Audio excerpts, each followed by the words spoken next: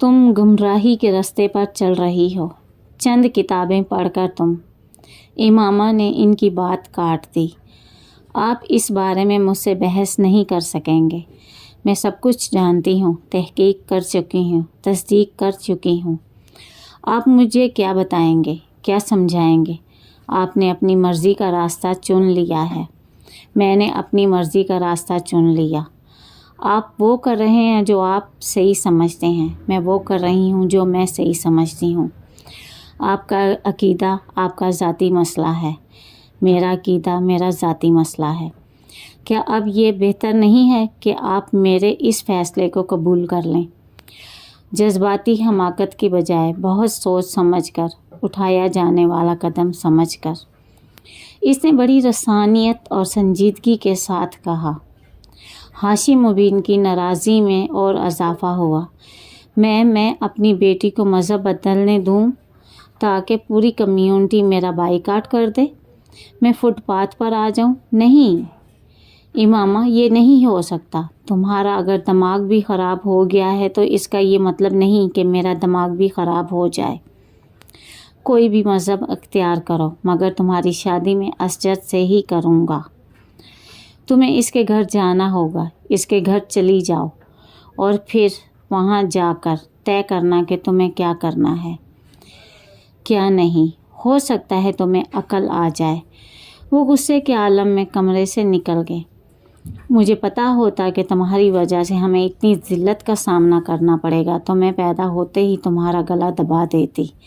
हाशिम मुबीन के जाते ही सलमा ने खड़े होते हुए दांत पीस कर कहा, तुमने हमारी इज़्ज़त खाक में मिलाने का तहैया कर लिया है। इमामा कुछ कहने की बजाय खामोशी से उन्हें देखती रही। वो कुछ देर इसी तरह बोलती रहीं, फिर कमरे से चली गईं। इसके कमरे से गए 1 घंटा ही हुआ था जब दरवाज़े पर दस्तक देकर असजद अंदर दाखिल हुआ। इमामा को इस वक्त वहाँ आने की तवक्का नहीं थी। असजद के चेहरे पर परेशानी बहुत नुमायाँ थी। यकीनन उसे हाशिम मुबीन ने बुलवाया था और वो उसे सब कुछ बता चुके थे। ये सब क्या हो रहा है इमामा? इसने अंदर दाखिल होते ही कहा। वो अपने बेड पर बैठी उसे देखती रही। तुम क्यों कर रही हो ये सब कुछ? असजद, तुम्हें अगर ये बता दिया गया है कि मैं क्या कर रही हूँ तो फिर ये भी बता दिया गया होगा कि मैं क्यों कर रही हूँ। तुम्हें अंदाज़ा नहीं है कि तुम क्या कर रही हो। वो कुर्सी खींचकर बैठ गया। मुझे अंदाज़ा है। इस उम्र में जज्बात में आकर इंसान बहुत से गलत फ़ैसले कर लेता है। इमामा ने तुर्शी से इसकी बात काट दी। जज्बात में आकर? कोई जज्बात में आकर मज़हब तब्दील करता है? कभी नहीं। मैं 4 साल से इस्लाम के बारे में पढ़ रही हूँ। 4 साल कम नहीं होते। तुम लोगों की बातों में आ गई हो। तुम लोगों की बातों में आ गई हो। नहीं, मैं किसी की बातों में नहीं आई।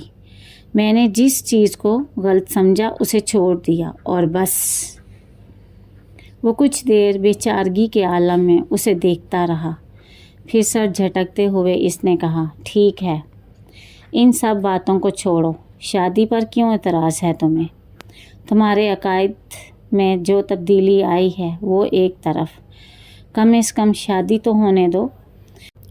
मेरी और तुम्हारी शादी जायज़ नहीं। वो इसकी बात पर हक्का बक्का रह गया। क्या मैं गैर मुस्लिम हूँ? हाँ, तुम हो। अंकल ठीक कह रहे थे। किसी ने वाकई तुम्हारा ब्रेन वॉश कर दिया है। इसने अखड़े हुए लहजे में कहा। फिर तुम एक ऐसी लड़की से शादी क्यों करना चाहते हो? बेहतर है तुम किसी और से शादी करो। इसने तुर्की बातुर्की कहा।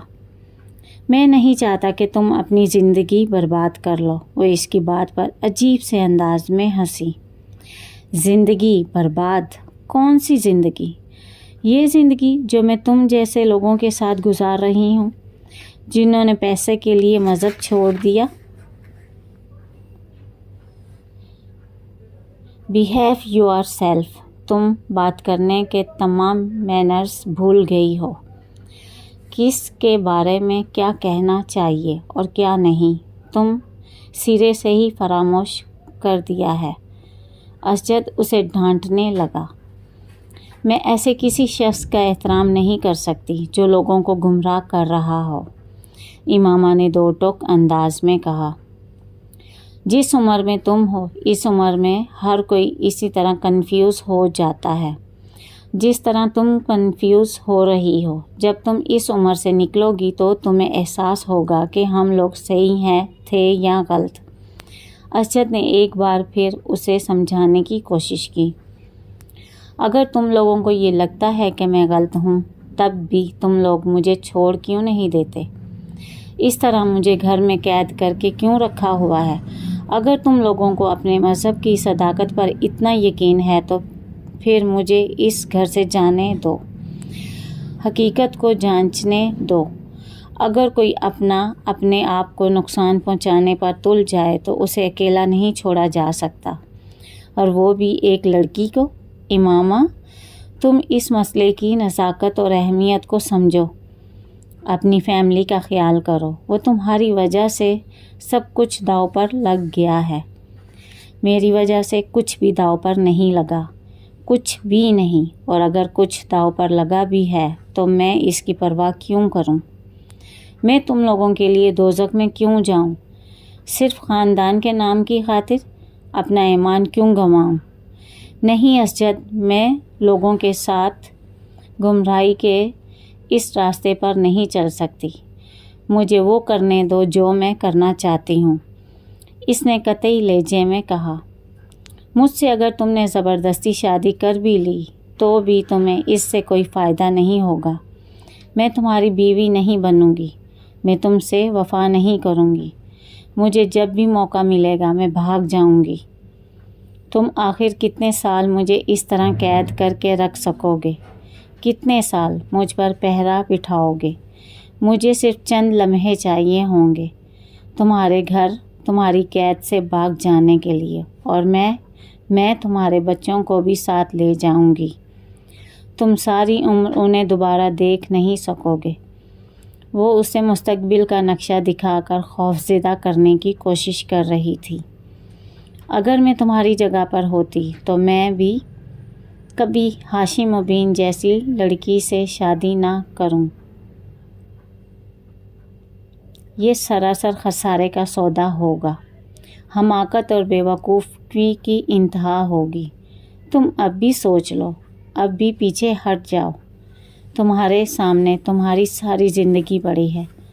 تم کسی بھی لڑکی کے ساتھ شادی کر کے پرسکون زندگی گزار سکتے ہو، کسی پریشانی، کسی بے سکونی کے بغیر، مگر میرے ساتھ نہیں۔ میں تمہارے لیے بدترین بیوی ثابت ہوں گی۔ تم اس سارے معاملے سے الگ ہو جاؤ، شادی سے انکار کر دو۔ ہمارے پورے خاندان کو جتنا نقصان اٹھانا پڑے گا اس کا تمہیں بالکل اندازہ نہیں، ورنہ تم مجھے کبھی یہ مشورہ نہ دیتی۔ جہاں تک بری بیوی ثابت ہونے یا گھر سے بھاگ جانے کا تعلق ہے تو یہ سب بات کا مسئلہ ہے۔